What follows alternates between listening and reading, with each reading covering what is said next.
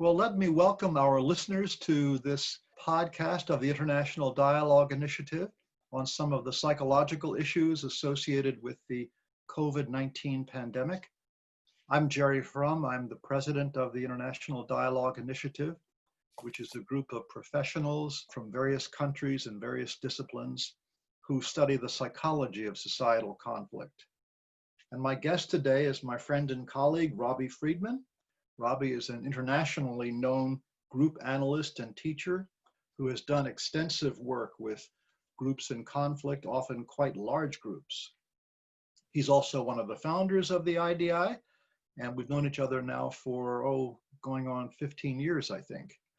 So Robi, welcome. It's a pleasure to see you, and I'm looking forward to our conversation. And recently, in an email exchange with another one of our colleagues, Colleen Covington, you were reflecting on the group psychology of the COVID-19 pandemic, and you said something like that the corona matrix is the heir to the soldier's matrix.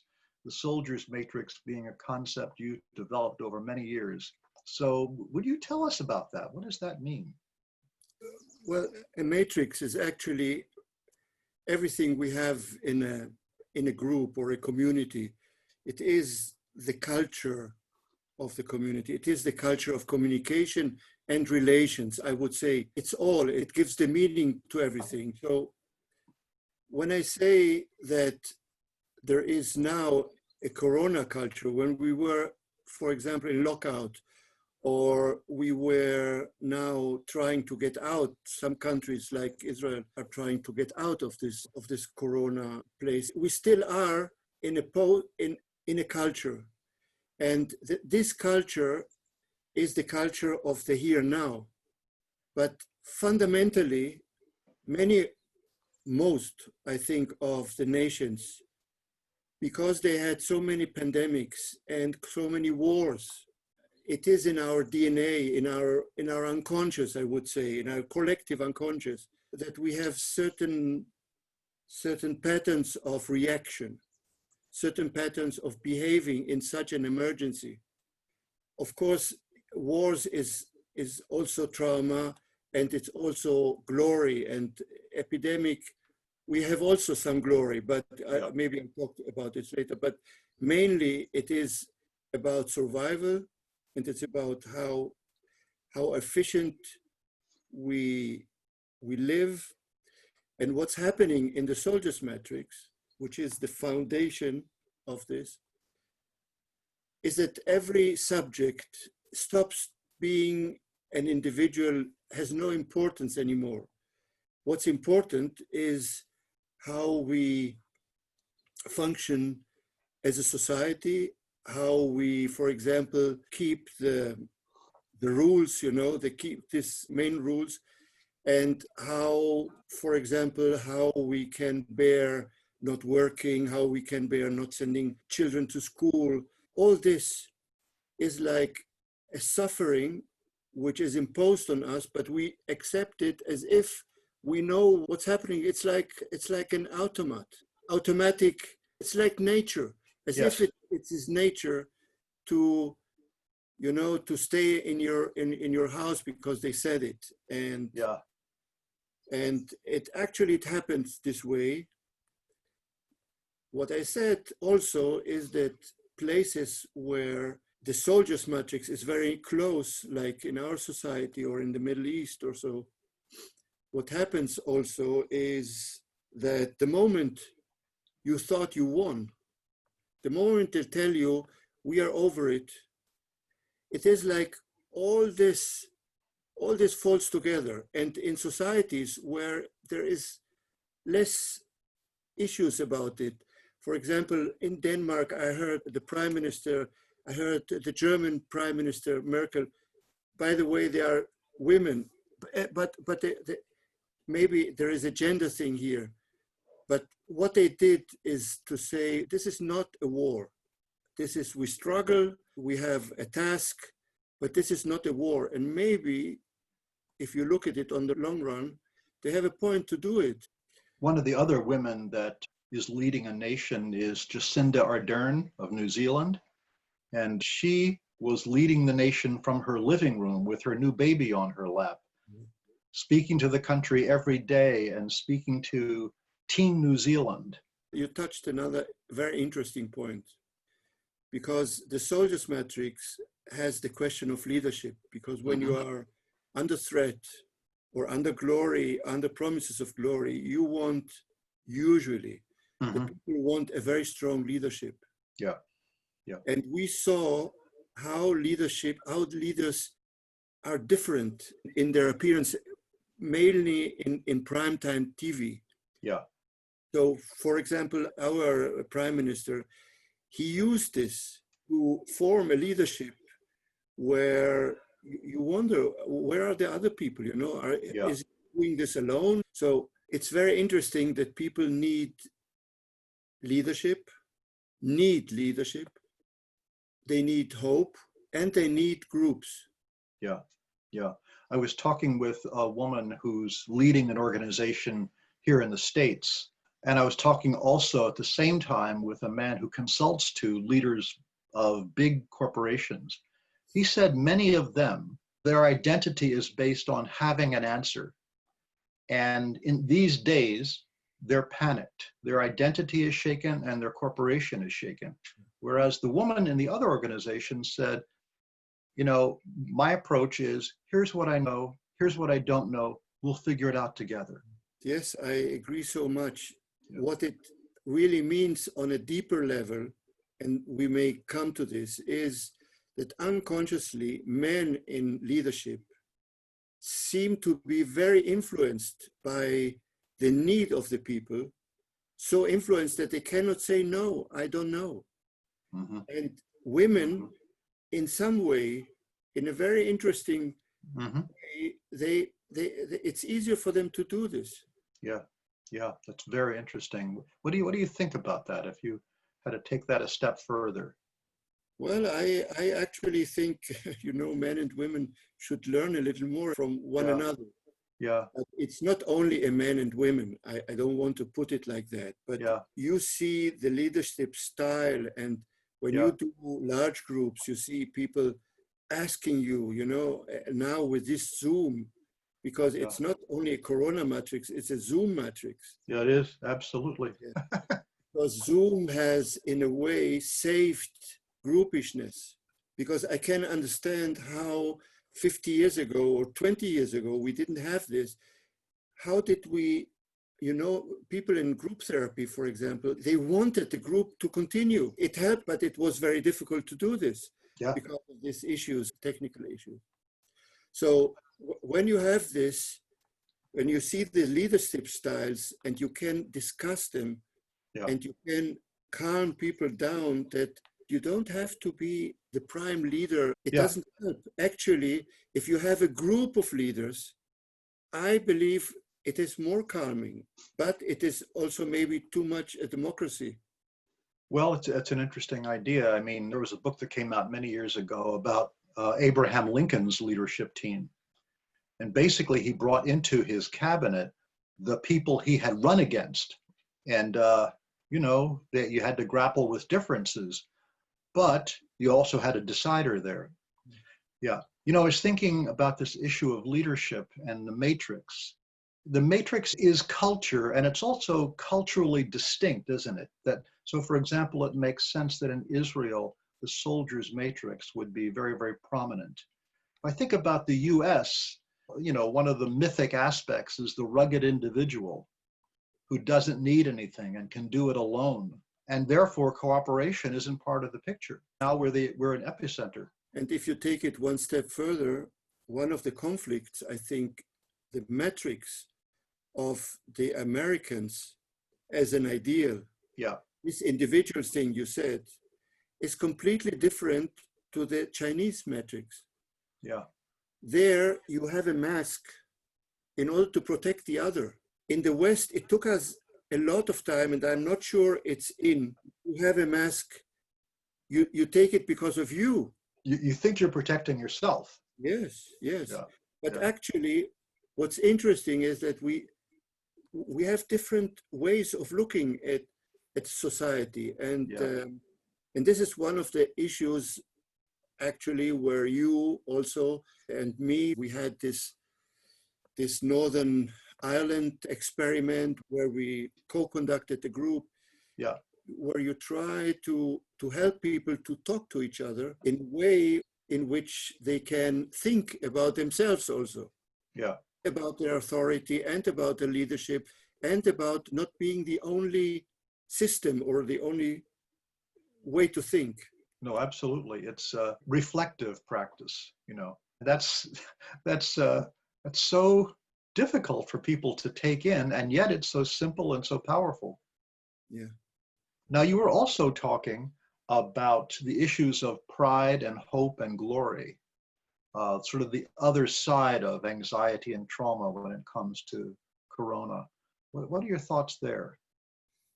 First of all, the issue of glory is something that Vamik Volkan, who works with us and actually is a pillar of our thinking, of our psychopolitical thinking, let's say.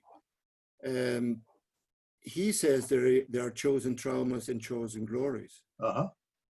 Only when you see what is written about chosen glories, it's nothing relatively to what is written about chosen trauma. Yeah. One side of it is that we are therapists, and of course we have a lot more to do with trauma than with glory. Yeah. But actually, when we try to think why a person does something, let's say in politics, why does he come actually to a group, or why does he want to have a social status? You get a lot of things that you understand that glory, the strive to glory, is a main motivation. And we don't speak about it a lot. And I have the feeling, for example, if you take someone like Trump, okay, he's not the first one. Let's make America great again. I mean, what he says all the time is glory, glory, glory, glory. Yeah. And the other side, he denies trauma. There is almost nothing. Nothing happened here, you know. Yeah.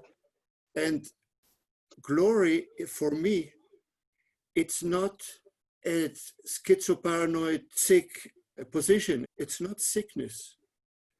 Glory is part of what builds us. It's not always narcissistic glory, but narcissism may be part of it. But we are not existing without narcissism. Absolutely. We have normal and pathological narcissism. That's it. I'm trying to build this into the understanding and the therapy of social places, because people need this glory. And for example, now in Corona times, look what they say on TV, these leaders. We are better than, or if they are not better than, then it's a big shame, you know, like. It is. So I called it Corona Olympiad. Everybody would like to be the first one to have a vaccine, you know. Yeah. Yeah. The numbers are like a basketball player who, at the end of the game, he needs to see how much rebounds it is, you know? and it just become like a part of a sad game in a way. Yeah. Yeah. Yeah. Well, of course, you know, the issues of glory and trauma are two sides of the same coin at one level. I went to an exhibit a number of years ago about a woman named Margaret Mitchell, whose claim to fame is she wrote the book Gone with the Wind about the American Civil War and the end of the war. And she commented, there was a text that quoting her saying she grew up in the American South. Her family taught her every single thing about the Civil War. Who fought here, who fought there, what happened, et cetera, et cetera.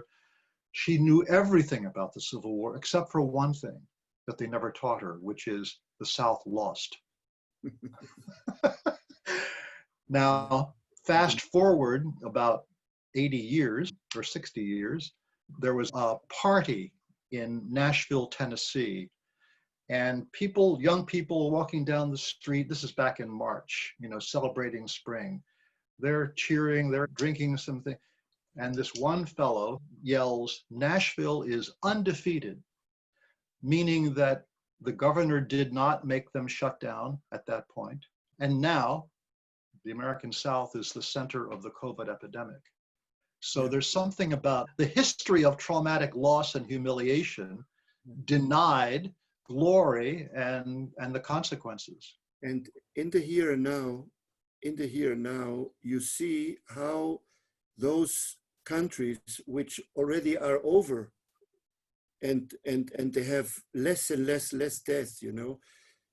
Suddenly we had one death in a day, and when you saw what he suffered from, you understood that this person was in danger anyway.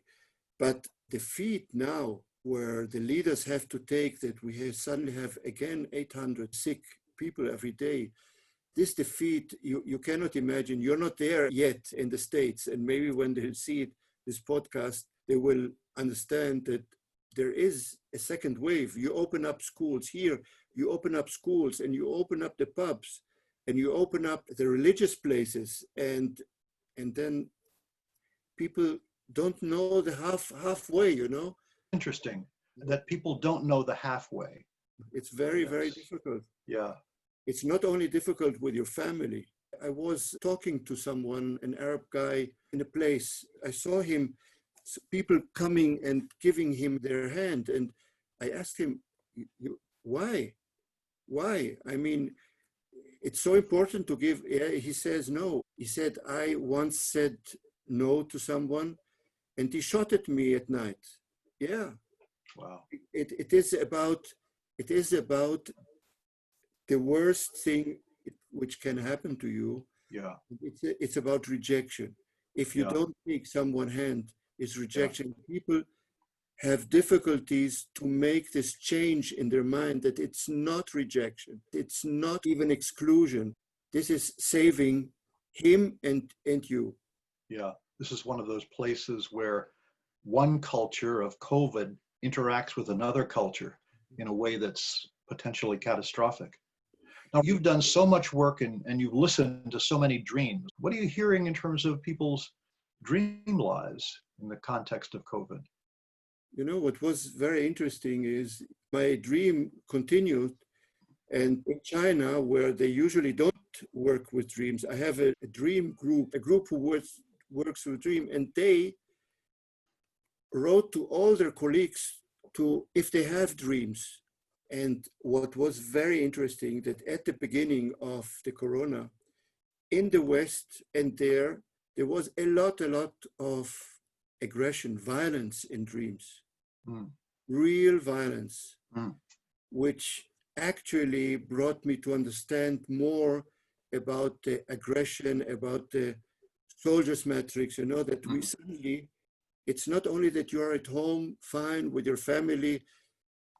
You must know also in the States, there was a fantasy that it was great. You know, you had a month off and a lot of pink fantasies. Beneath this, it was already the understanding that it is, I mean, it's taking you out of your work.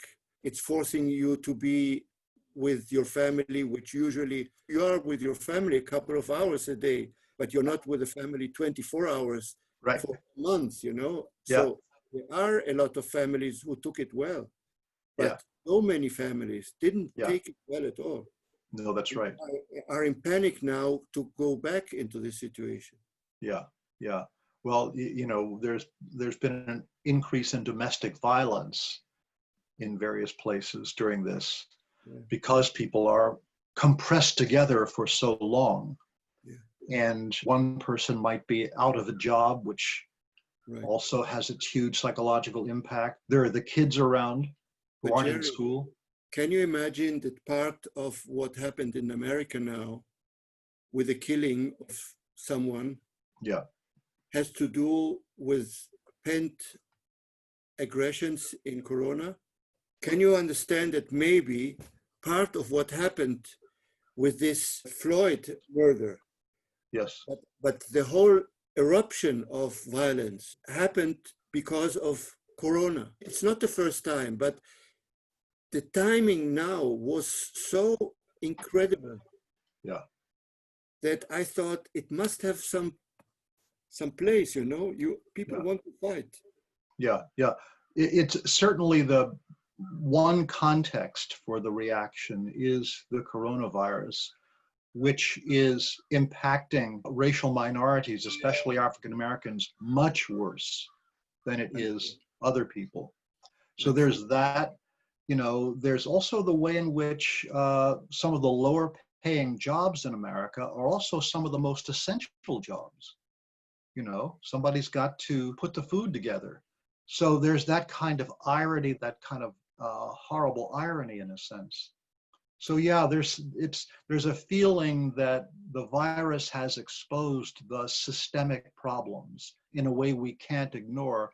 And of course, George Floyd was killed right in front of so many people and videotaped. This, our colleague John Alderdice so often talks about the effect of the printing press on European history. There may be something similar in this.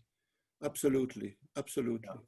Now, Robi, you wanted to tell us a bit about your approach in working with large groups, especially the Voices After Auschwitz way of working. So tell us about that. It's a little complicated, but it has to do also with violence. It starts actually by understanding that in groups, there may be scapegoats. These scapegoats, which I call rejection relation disorder, because I see pathology not only as individual, but actually between people.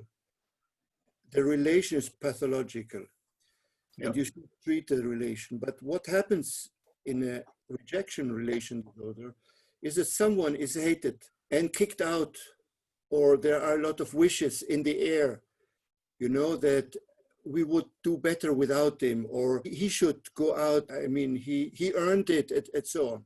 So there are two sides, okay? And these two sides, they, at a certain time, they're hating not each other. One is usually dependent on the other, and the other is hating him ever more. And this dynamic in the group between a subgroup which hates and the other who is dependent, he's willing to do everything to belong.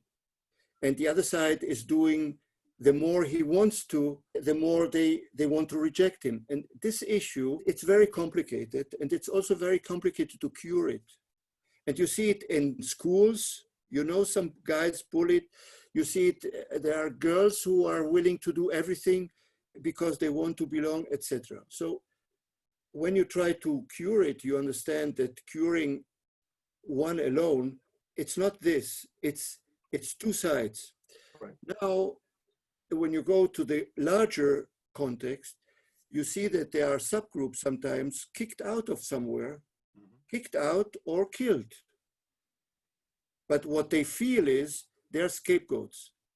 So we come to ourselves, Jewish people and the Germans, perpetrators who rejected us, let's say. For me, rejected, living here not far from the desert, you probably think about Alaska. Rejecting means to put someone on the ice and pushing into the water, Yeah, we don't have any ice anymore, though. Ah, right. Okay, but the desert, here you can do it still. You push someone out in the desert and he dies, actually. So what happens here is that when you push somebody out, it's death. Yeah. And this is what happened, let's say, to the Jewish people. Yeah. And then because of my own family and people around me, I saw that these people who were kicked out actually were longing all the time to go back, and they have a special relationship to this place. Yeah. They hated it sometimes, but they are back. You see it in kids. Yeah. The biggest thing for them is to be accepted back into this group. Even if it's an abusive group. Yeah. You can sadly say that sometimes it's because it is an abusive group. Yeah. So the issue of the other side is that the other side, when it's over, when the hate is over, like in Germany, actually it took many, many years, but the hate was over, okay? And it gave place to a lot of shame and a lot of guilt in the Germans. Absolutely. But there is no way to treat not a shame and guilt and not being kicked out, rejected. It is a scar forever. And the only way to do this is actually to meet. So this is what we did. Yeah. We started 10 years ago, a group of people. One is in our IDI, Regine Scholz. We started to do this every year and a half, 2 years. We met. There were about 100 people. We did small groups, large groups, and we did not do any lecture. We only saw films together, maybe, and discussed them. And being together, this issue of meeting gave us processes which we didn't even think about it, that they are possible, because when you see what we wrote as an introduction, at the beginning, we always wrote something about the uncontainable. It is uncontainable what happened there, but it is containable when you, in the here and now, you meet. And if you allow me, I'll say something about the approach to reconciliation. Yeah, please. Because there are places where they try to do legal reconciliation, which is very, very important. Legal means, for example, the Good Friday Agreement in Northern Ireland, or in South Africa, the Truth and Reconciliation. Yeah. Mm-hmm. But it's more legal, which means you have a great agreement. It is done very well by a subgroup of people, which I actually envy very much, being here in Israel, because we need so much something like that. And we had it for a while with the Oslo Agreement. But this is not enough for people to live together. There is no way by legal, it will take 5 generations. But what we saw when we worked together in Northern Ireland, if you remember. Oh yeah. And on the streets, that people, they don't drink together, they don't play together, they don't learn together, and they don't marry together. Yeah.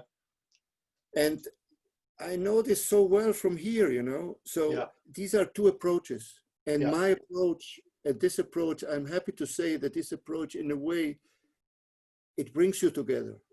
I mean, it makes total sense. In the organizational consulting world, there's an old saying, which is culture eats strategy for breakfast, meaning that you can have all the strategic frameworks, the agreements, whatever. But if the culture is different, the culture is going to stay in power, basically. You got to address both. That's true. Yes. Yeah. What are you seeing in the context of COVID now with regard to your large group work? Are you able to do that work on video? Yeah. You know what's interesting? I think maybe I wrote to you about this. For the first time in my life, there was a group. It was a committee which I'm part of it. And in this committee, there was a regional discussion about COVID. People from Jordania, from Jordan, but people from Syria, from Lebanon, from places which usually, when we talk, they go out of the discussion. They stayed with us. It was very, very interesting. That's fascinating. It was fascinating. And I gave the introduction, I thought, who will walk out, Yeah. And nobody did. And actually, we continued to talk and nobody did. I don't know if it is because the pandemic, I'm sure. After a while, you understand the pandemic is stronger than anything. Yeah, absolutely. Absolutely. I think in your note to me about that, you said that the Egyptian pointed out that there were so many deaths in his home country, but nobody was counting them. Yeah. There must be something about who can you trust and who's paying attention and who will talk honestly about this. That's true. And by telling this, we come back to the matrix. She told us about their corona matrix. Their corona matrix is a lot also about not being able to care, about being ashamed about it, very much so. The families are very ashamed. She told about this, and the others also, how in their culture, it is a shame when you are, and when your street, they have to close your street. And because of you, you cannot bear it, you know, to be ashamed. Also, these things, they will change. They will have to change. Wow. Yeah. That's terribly sad, isn't it? Yeah. Well, we're just about out of time. Any last things you want to tell our listeners? Well, maybe the last thing I want to say is that I'm waiting, maybe our psychopolitical approach will get a push by COVID, Yeah. because you immediately understand that it's not only about economics, it's not Yeah. only about health, Yeah. it's about mental health.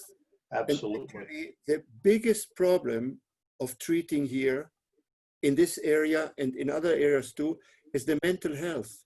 The mental health thing, they will come up, but also using mental processes, psychosocial, psychopolitical processes, in order to understand, for example, in negotiations, in order to use it. This is something which I think has a big chance to help negotiations, for example. Yeah. We had this process already a couple of years ago when we were invited to consult Americans, and they were so surprised by my question. I asked them, and what about the people, not the stones, or how do they react? We count numbers, not people. You know, you said something a minute ago about your approach, for example, in Voices After Auschwitz. That is that when you go in, you have some ideas in mind, but you don't know in advance. In fact, you discover in the process of doing. And that's a very, very important thing for our listeners to hear about, because there are some things you don't learn until you try to do them. That's true. Yeah. Well, Robbie, thank you so much for this conversation. It's been a real pleasure. It was a pleasure to have you as an interviewer. It's been great fun, and I hope our listeners will enjoy it. And let me remind our listeners that you can learn more about the International Dialogue Initiative at internationaldialogueinitiative.com. Thanks very much. Thank you, and thank you, the organizers, Jan and all. Bye-bye. Yeah. Bye-bye.